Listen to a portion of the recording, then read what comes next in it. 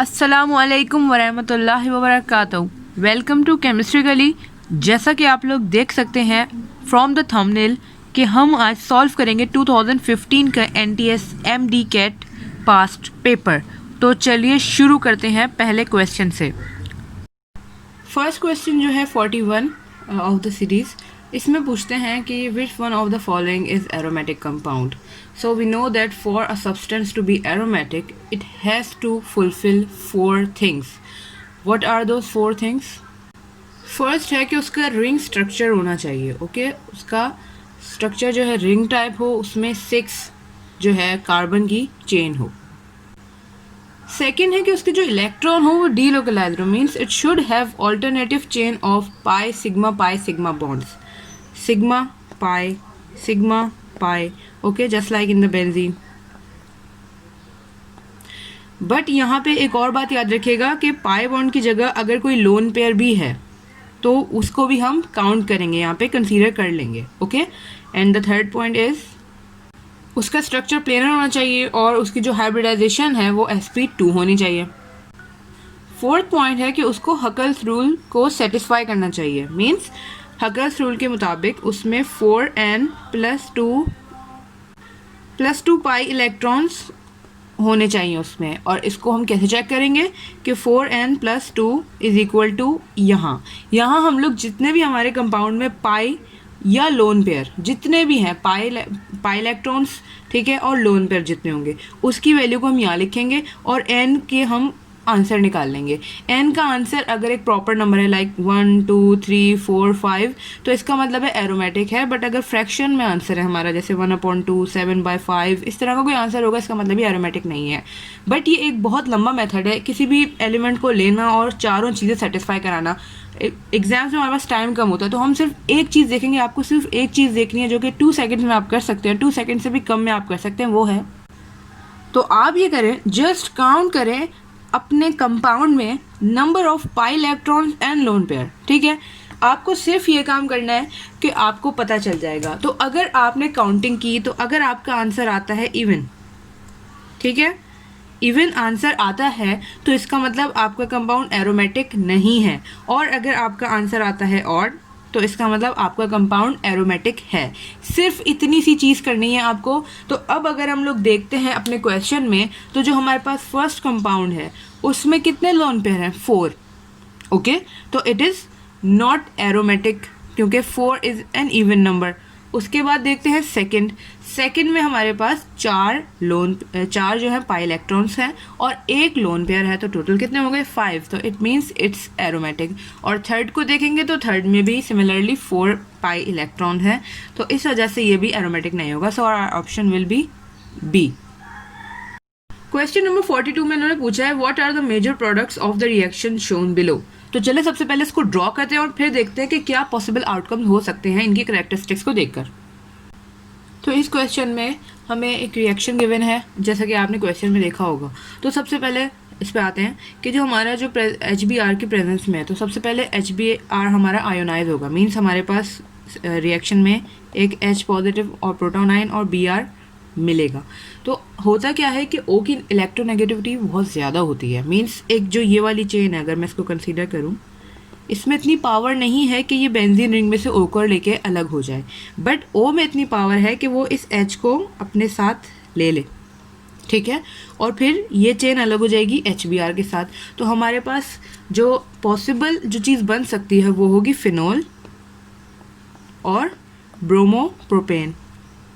तो यही हमारा आंसर होगा क्योंकि दूसरे जितने भी आंसर हैं उसमें हमारी जो O की इलेक्ट्रोनेगेटिविटी है वो इस तरीके का परफॉर्म नहीं कर रही कि वो H को अपनी तरफ पुल कर ले। क्वेश्चन नंबर 43 में commercial hydrogen is obtain from. तो कमर्शियल हाइड्रोजन जो हमारे पास एक्चुअली आती है वो आती है मार्श गैस से, ठीक है। मार्श गैस जो होती है वो ये तो फर्स्ट ऑफ ऑल एक मेमोरी बेस्ड क्वेश्चन है। और फिर भी मार्श गैस जो है वो मिक्सचर होती है CH3H2S और कार्बन डाइऑक्साइड का। कोल गैस इसलिए नहीं हो सकती कि कोल गैस कोल को हम लोग जो है, क्योंकि एक ये नायाब चीज़ है और एक बहुत ही हमारे पास इंपॉर्टेंट फॉसिल है जिसको हम लोग दूसरी चीज़ों के लिए यूज़ करते हैं, पावर जनरेशन के लिए यूज़ करते हैं, तो इतने हम वैल्यूएबल एसेट को सिर्फ एक हाइड्रोजन के लिए तो इस्तेमाल नहीं कर सकते ना, क्योंकि कमर्शियल हाइड्रोजन हमें मास लेवल पे चाहिए होती है। Similar for the oil gas भी हमारे पास एक बहुत ही मीन्स ब्लैक गोल्ड है ये, इसको भी हम सिर्फ हाइड्रोजन के लिए नहीं यूज़ कर सकते। तो इसीलिए हमारा जो आंसर होगा मार्श गैस होगा, बिकॉज मार्श गैस इस टाइप ऑफ अ थिंग जो कि हमारे पास जो भी चीज़ें डंप हो जाती हैं लैंड में अंडर द ग्राउंड, वहाँ पे एनारोबिक कंडीशन हो जाती है ऑक्सीजन की एब्सेंस में, तब वहाँ पे हमारी ये गैस फॉर्म हो जाती है और उसको फिर हम यूज़ करते हैं for the liberation of hydrogen. 44 is a very simple question, the ionization of hydrogen atom gives. तो बहुत ही बेसिक सी बात है कि जब हमारे पास एक H2 आयोनाइज होगा तो वो सिंपल है कि वो H पॉजिटिव और H पॉजिटिव आयन में ही ब्रेक होगा, and the second name of H positive ion is proton. So our answer will be option number C, that is proton. 45 question, which of the following is most basic in character. Okay, इस question को solve करने से पहले हमें एक fact पता होना चाहिए कि हमारे पास ये जो सारे जितने भी गिवन हैं, रुबीडियम, पोटेशियम, लिथियम, सोडियम, ये अल्कली मेटल्स हैं सारे, और ये जो है बिलोंग करते हैं हमारे एक पर्टिकुलर ग्रुप से, और ग्रुप के अलॉन्ग जब हम बॉटम की तरफ जाने लगते हैं तो हमारे पास इनका जो साइज़ है शेल का वो इंक्रीज़ होता रहता है। ओके, तो अब वो साइज़ का क्या ताल्लुक है बेसिसिटी से, उसको हम डिस्कस करते हैं। तो अब देखें, ये मैंने स्ट्रक्चर ड्रॉ किए हैं, ये बिल्कुल स्ट्रक्चर स्केल पे नहीं है, मैंने सिर्फ समझाने के लिए ड्रॉ किए हैं, मैंने कोई शेल्स काउंट नहीं किए हैं, ठीक है, ये सिर्फ समझाने के लिए है। तो अगर मैं सबसे पहले वाले में ऑब्जर्व करूं तो हमारे पास जो न्यूक्लियस का डिफरेंस है, जब हमारे पास ये जो है हमारा मीन्स ये रुबीडियम है या लिथियम है या सोडियम है, ठीक है, ये वाले हैं, और ये हमारे पास OH है, तो हमारे पास जो डिस्टेंस है इसमें वो कम है, और जिस हमारा फिर जब शेल का साइज़ इंक्रीज़ हुआ तो हमारा ये डिस्टेंस बढ़ गया। अगर ये x है फॉर एग्जांपल तो ये उससे ज़्यादा है, 2x होगा, और हमारा शेल का साइज़ जब और बढ़ा तो ये हमारा साइज़ मज़ीद इंक्रीज़ हो गया, लेट्स से 3x हो गया। तो इसका मतलब क्या हुआ कि जब हम अलॉन्ग द बॉटम मूव करते हैं किसी ग्रुप के तो हमारे पास साइज़ इंक्रीज़ होता है, और इन चारों सब्सटेंस में means rubidium, potassium, lithium, sodium में रुबीडियम जो है इनमें सबसे एंड पे आता है, ठीक है। तो रुबीडियम का जो साइज़ होगा वो सबसे ज़्यादा इनमें बड़ा होगा, इसी का मतलब है कि वो अपने OH आयन से उतना ही ज़्यादा दूर होगा। और what is basicity? The ease of liberating OH ion, तो उसमें उतनी ही आराम से पावर होगी OH आयन को देने की, तो इसीलिए हमारा जो आंसर होगा वो होगा रुबीडियम हाइड्रोक्साइड, क्योंकि उसका जो स्ट्रक्चर है वो, उसका जो शेल है वो बड़ा है, और इसीलिए it has ease in donating the OH ion. असल में तो जो ऑक्सीजन है वो सिर्फ फ्लोरीन और नोबल गैसेस से रिएक्ट नहीं करती, बट क्योंकि इन्होंने इस कॉन्टेक्स्ट में पूछा है, जो ऑप्शन दिए उनमें से हमें आंसर करना है, बेस्ट आंसर करना है, तो इसलिए हमारा जो आंसर होगा वो होगा क्लोरीन, ठीक है। क्लोरीन इनमें से सबसे ज़्यादा जो कम रिएक्टिव है ऑक्सीजन वो है क्लोरीन से। 47th क्वेश्चन में उन्होंने हमसे पूछा है physical properties of ethyne is और आर। तो ये एक मेमोरी बेस्ड क्वेश्चन है और ये मेमोरी पे डिपेंड करता है, तो इसमें all of the above he answer होगा, ठीक है।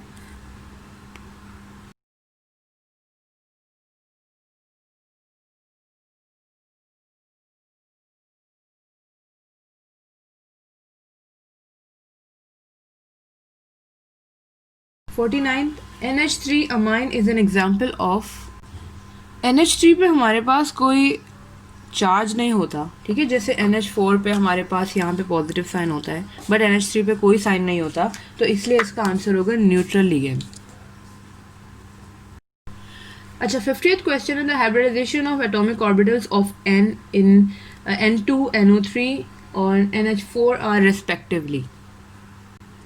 तो इसको सॉल्व करते में अगर हम लोग डीप में जाएं तो हमें इन सब की जो है वो हाइब्रिडाइजेशन चेक करनी पड़ेगी, उसके बाद इनके जो है कॉन्फ़िगरेशन करनी पड़ेगी, then ground state, electronic state, excited state, उसको सबको छोड़ दें।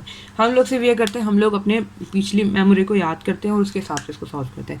नाउ N2 का हमें स्ट्रक्चर पता होता है कि N और N के दरमियान जो है हमारे पास एक ट्रिपल बॉन्ड होता है। तो ट्रिपल बॉन्ड हमने कहाँ पढ़ा था? ट्रिपल बॉन्ड हमने उसमें पढ़ा था ना, इथाइलिन में, CH जो होता है। तो उसमें हमारे पास किस टाइप की हाइब्रिडाइजेशन थी, sp हाइब्रिडाइजेशन। तो चलो भाई एन की तो हो गई, NO3 की छोड़ देते हैं, हम सही से याद नहीं कर सकते। NH4 किससे मिल रहा है, CH4 से मिल रहा है ना इसका स्ट्रक्चर, ठीक है। CH4 की क्या थी, बहुत हमने फर्स्ट टाइम में भी किया, सेकेंड टाइम में भी किया, याद हो जाती है बिल्कुल, इसमें थी sp3, ठीक है। तो हमें दो आंसर मिल गए कि पहला जो है sp है और जो लास्ट है वो sp3 है। तो इनमें से आप तलाश कर लें कि ऐसा कौन सा ऑप्शन है जिसके स्टार्ट में sp है और लास्ट में sp3 है। तो हमारे पास ऑप्शन नंबर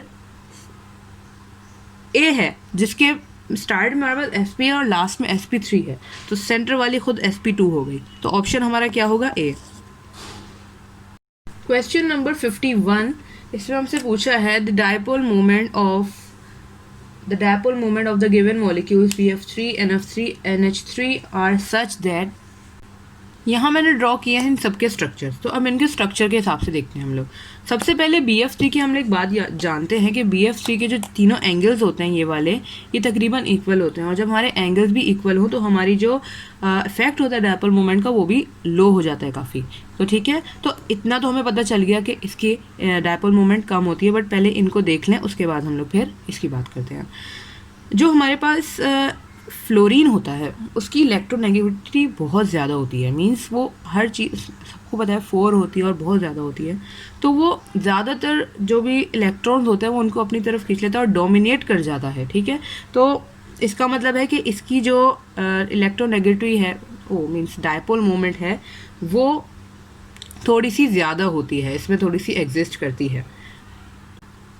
और जो हमारे पास NH3 होता है उसमें क्योंकि हमारे पास हाइड्रोजन होता है N पे अटैच और स्टार्ट पे लोन पेयर होता है, जिस तरीके से NF3 में ये वाला जो पोर्शन है ये अपनी तरफ अट्रैक्ट कर लेता है चीज़ों को, तो यहाँ की इतनी पावर नहीं रहती।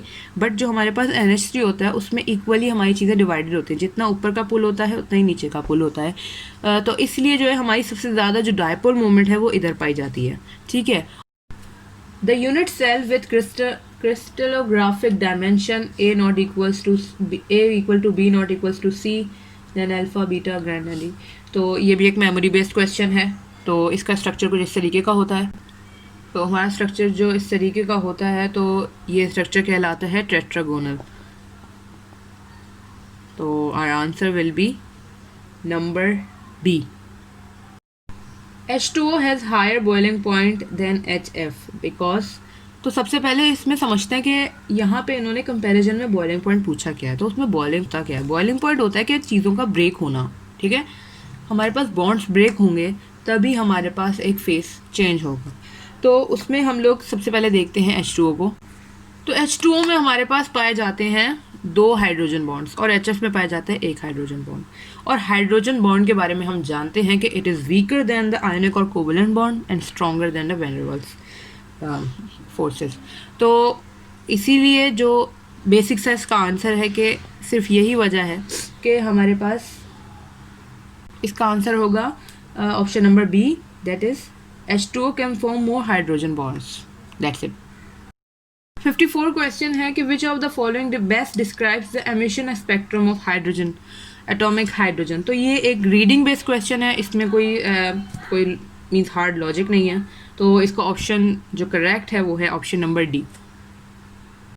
55th क्वेश्चन है ethyl alcohol when treated with concentrated H2SO4 में गिव। तो अगर मैं यहाँ पे ड्रॉ करूँ H2SO4 और हमारे पास इथाइल अल्कोहल, तो यहाँ पे जो हमारा ऑप्शन ए है कि कहना क्या क्या चीज़ें इनमें से बन सकती हैं। तो पहले ऑप्शन में जो है मीन्स उन्होंने मुझसे कहा है ओनली डाई इथाइल सल्फेट। तो डाई इथाइल सल्फेट में अगर मेरे पास एक और H2SO4 CH2H5 आ जाए, मीन्स ये तीनों चीज़ें मुझे इन दो में से अवेलेबल हैं, तो इसका मतलब है कि ए ऑप्शन भी हो सकता है, ठीक है। क्योंकि यहाँ पे इन्होंने कोई इक्वेशन नहीं लिखी जिसमें फिक्स्ड मोल्स नहीं है, ठीक है। हम लोग जितने भी चाहें मोल्स यूज़ कर सकते हैं अपनी जो भी इक्वेशन फॉर्म करें। उसके बाद इन्होंने कहा है कि ओनली डाइथाइल ईथर, ओके। तो ये इसमें जो जो चीज़ें चाहिए वो भी हमारे पास अवेलेबल हैं। उसके बाद आते हैं इनमें इथाइलिन। तो इथाइलिन के लिए भी जो जो चीज़ें चाहिए वो टोटली इसमें अवेलेबल है, तो इसलिए हमारा ऑप्शन होगा all of the above. Question number 56. Strontium lies between calcium and barium in group 2A in the periodic table. Which of the following properties could be predicted for strontium? तो ये एक book reading based question है. तो इसको इस तरह के question वो होते हैं कि जिनमें अगर हमें एग्जैक्ट नहीं आ रहा तो हम लोग रॉन्ग क्वेश्चन पिक करते हैं. तो अगर मैं पहला देखूं कि it forms water soluble carbonates. अच्छा, एक बात याद रखिएगा, आपको स्ट्रॉन्टियम के बारे में अगर नहीं पता तो आपको कैल्शियम, बेरियम को भी छोड़ें, कैल्शियम के बारे में तो थोड़ी बहुत नॉलेज होगी ना, बचपन से पढ़ते आ रहे हैं. तो सबसे पहली बात है, it forms the water soluble carbonate which does not decomposes on heating. तो ऐसा तो कुछ नहीं होता कैल्शियम के साथ, मीन्स कैल्शियम कार्बोनेट के साथ ऐसा कुछ भी नहीं होता. लास्ट देखते हैं, it is reduce by cold water liberating hydrogen. ऐसा भी कुछ नहीं होता. बी और सी में से आपको थोड़ी सी प्रॉब्लम हो जाएगी, थोड़ी सी, लेकिन जो इसका एक्चुअल आंसर है वो है ऑप्शन नंबर बी. तो ये बुक रीडिंग बेस्ड क्वेश्चन है, तो ये रीडिंग से ही सॉल्व हो सकता है. Option number B. Question number 57. Magnesium oxide is used in making lining of the blast furnace. और आप बाकी का पढ़ सकते हैं. It is extracted from the sea water as दोगुना. तो अब सवाल है इनका कि the magnesium hydroxide is then filtered off and roasted. Which of the following comparison between calcium and magnesium explains why magnesium hydroxide forms? तो इसका answer हमारे पास होगा ऑप्शन नंबर डी, क्योंकि हम लोग जो डील कर रहे हैं वो कर रहे हैं अपने एक्वस सॉल्यूशन से, और एक्वस सॉल्यूशन में जो मेजर पार्ट रोल प्ले करती है हमारे रिएक्शन में वो होती है सॉल्युबिलिटी. तो इन ऑप्शंस में जो हमारे पास only option D is concern about the solubility. तो हमारा आंसर भी यही होगा. 58th क्वेश्चन है, when methyl benzene is treated with bromine in the presence of catalyst, a mixture of two monobromo isomers are formed. What are the structure of these two isomers? तो इसमें हम लोग अपने options observe करते हैं. तो अगर हम ऑप्शन नंबर ए देखें तो इसमें ये तो हो ही नहीं सकता ना, क्योंकि इन्होंने पहले से हमें मेंशन कर दिया कि मोनोब्रोमो आइसोमर्स आर फॉर्म. तो मीन्स जो भी हमारे पास स्ट्रक्चर होगा उसमें ब्रोमीन अलग से लगा होगा. ठीक है, तो ऑप्शन ए नहीं हो सकता. ऑप्शन बी में भी यही मसला है, इसको भी हम निगलेक्ट कर देते हैं. ऑप्शन सी में जो है थोड़ा सा टेक्निकल मसला है. वही वाली बात कि हमारे पास जो भी रिंग होती है, एरोमेटिक कंपाउंड होता है, उसमें एडजेसेंट नहीं लग सकते कोई भी, मीन्स जो हमारे पास जो भी अलग कंपाउंड आता है. तो ऑप्शन सी नहीं हो सकता. ऑप्शन डी अच्छा कैंडिडेट है, बट हम ऑप्शन ई भी देख लेते हैं, मगर ऑप्शन ई में भी वही मसला है, ऑप्शन सी वाला. तो our answer will be option number D. Okay, क्योंकि इसमें ऑल्टरनेट पॉइंट्स पे हमारा ब्रोमीन अटैच्ड है. क्वेश्चन नंबर 59 के बारे में लिखा है कि ये क्वेश्चन कैंसिल हो गया था, तो हम लोग भी इसको डिस्कस नहीं करते, ज़ाहिर है इसमें कोई मसला होगा. क्वेश्चन नंबर 60 है, bond energy between nitrogen atom in N2 molecule is. ये एक मेमोरी बेस्ड क्वेश्चन है और इसका आंसर होगा हमारे पास option number E, 946 kilojoule per moles. 61 में हमसे पूछा गया था solubility product for BSO4 at 18 to 25 degree centigrade. तो इसका आंसर भी मेमोरी बेस्ड है और इसका आंसर होगा ऑप्शन नंबर ए. 62 हमारे पास जो क्वेश्चन है उसमें ये एक न्यूमेरिकल बेस्ड क्वेश्चन है. इसमें हमसे पूछा है उन्होंने, atomic number of carbon is 6 and hydrogen is 1. Okay, how many electrons are present in 1.6 grams of methane.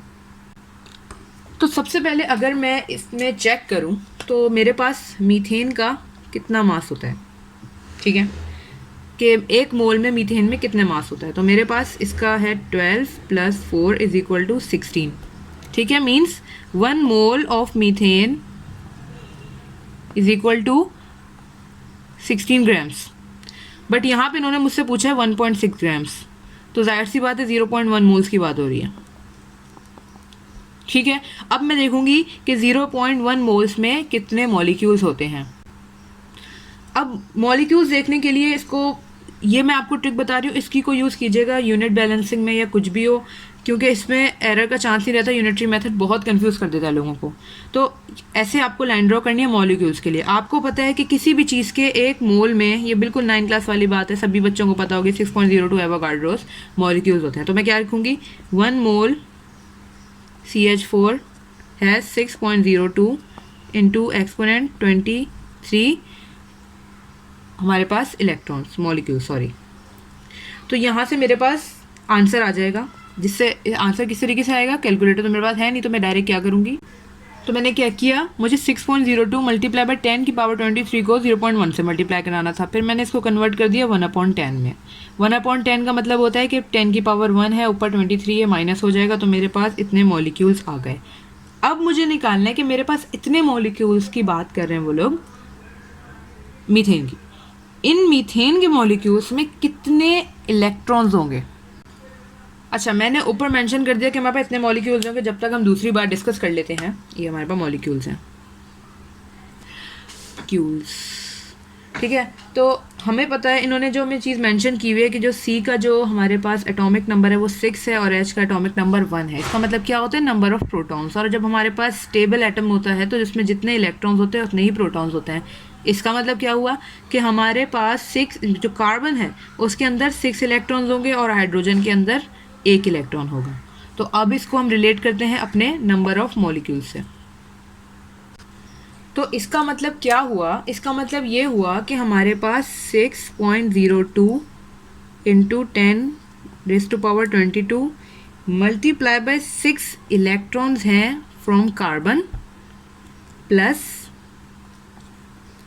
6.02 into 10⁻22 multiply by 4 carbon है हमारे, मल्टीप्लाई बाय 4 इलेक्ट्रॉन्स है हमारे पास हाइड्रोजन की तरफ से। क्यों? क्योंकि हमारा जो होता है CH4 होता है, हर मॉलिक्यूल में से इसके 6 होंगे और इसके होंगे 4। ओके, तो हमें ये जो ये वैल्यू है इसको ऐड करना है, ठीक है। तो इसको हम लोग ऐड करते हैं।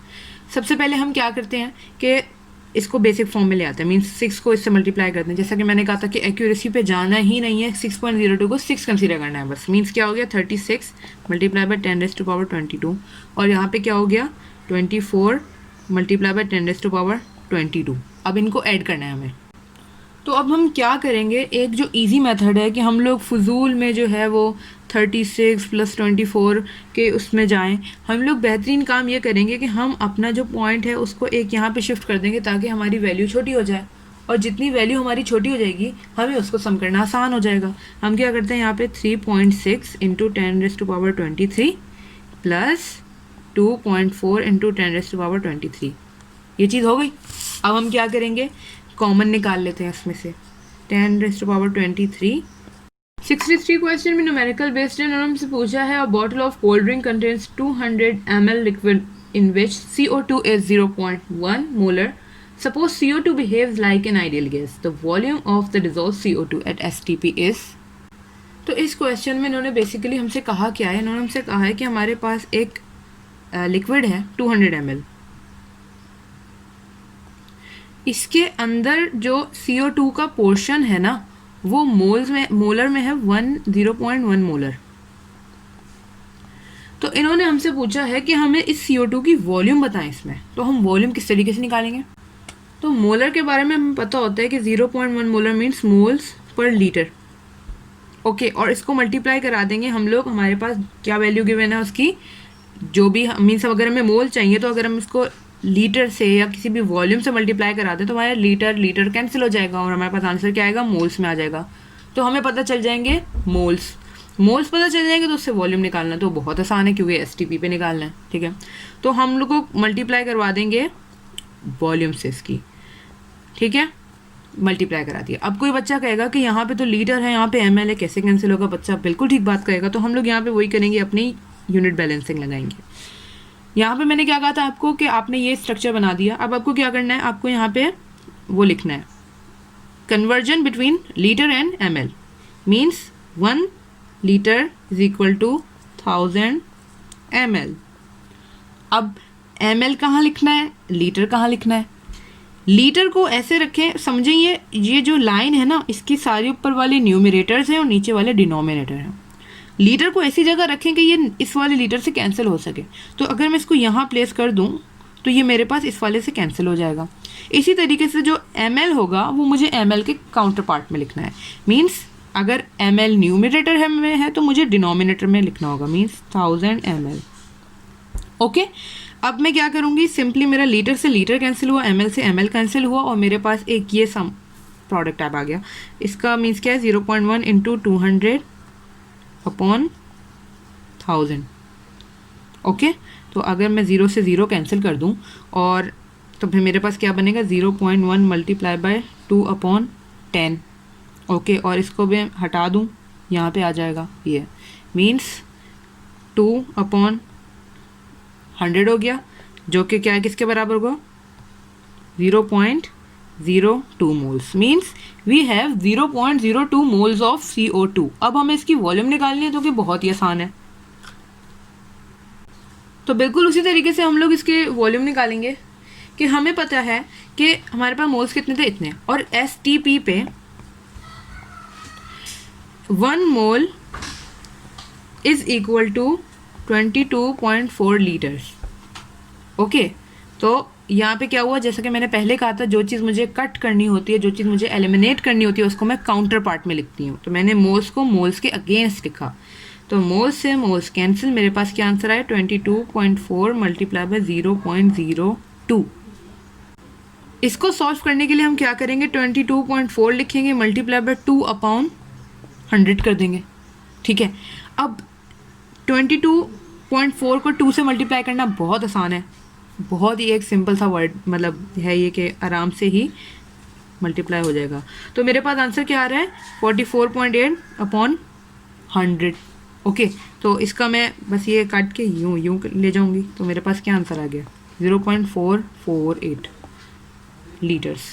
तो अगर मैं अपने पास ऑप्शन देखूँ तो ऑप्शन नंबर बी मेरे पास करेक्ट आंसर है, दैट इज 0.448 लीटर्स।